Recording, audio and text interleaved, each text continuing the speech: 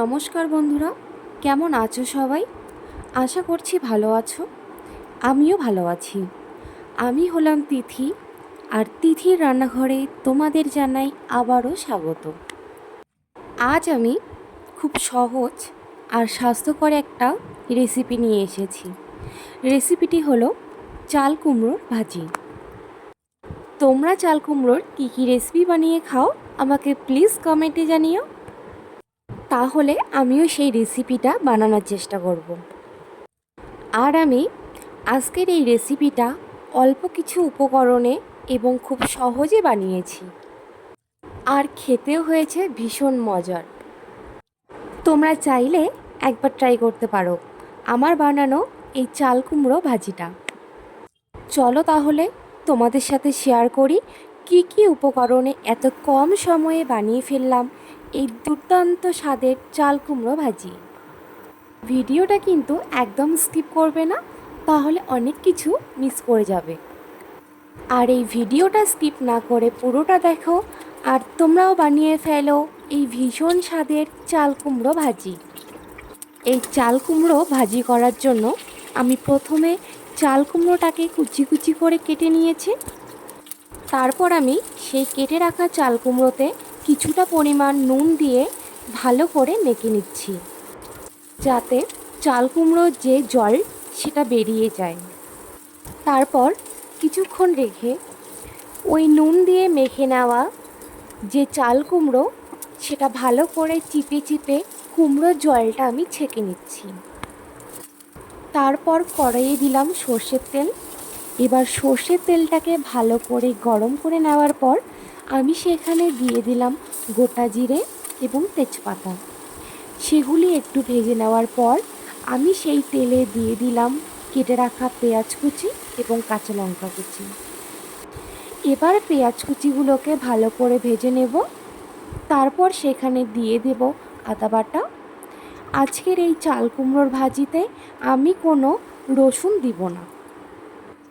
তারপর আদা এবং পেঁয়াজগুলো ভালো করে ভেজে নেওয়ার পর সেখানে চাল কুমড়োগুলো দিয়ে দেব।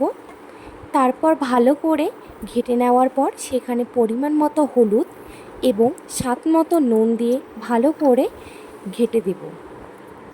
আমি যে প্রথমে হলুদ দিয়েছি সেখানে আমার মনে হলো যে একটু কম হবে, তাই আমি আরও একটু হলুদ দিলাম। নুন হলুদ দেওয়ার পর ভালো করে ভেজে নিতে হবে। যতক্ষণ না কড়াইয়ে লেগে যাচ্ছে ততক্ষণ ধরে ভেজে নিতে হবে। তোমরা দেখতেই পাচ্ছ যে আমি একটু পরপর ঘেঁটে যাচ্ছি, যাতে কড়াইয়ে লেগে পুড়ে না যায়। তোমরাও এইভাবে একটু পর পর ঘেঁটে নিও। তারপর আমি সেখানে জিরে গুঁড়ো এবং লঙ্কা গুঁড়ো দেওয়ার পর আবার খুব ভালো করে ঘেঁটে নিচ্ছি। আমার রান্নার ভিডিও তোমাদের দেখতে কেমন লাগে তা কমেন্টে জানিও। আর তোমরা কি কি রান্নার রেসিপি চাও সেটাও আমাকে কমেন্টে জানিও। আমি চেষ্টা করব তোমাদের সেই রান্নার ভিডিওগুলো তোমাদের সামনে প্রেজেন্ট করার। তো চাল কুমড়োটা ভালো করে ভেজে নেওয়ার পর আমি সেখানে একটু জল দিয়ে আরও একটু ভেজে নিয়ে আবার সেদ্ধর জন্য জল দিয়ে ভালো করে ঘেঁটে দিয়ে ঢাকনা দিলাম সেদ্ধর জন্য।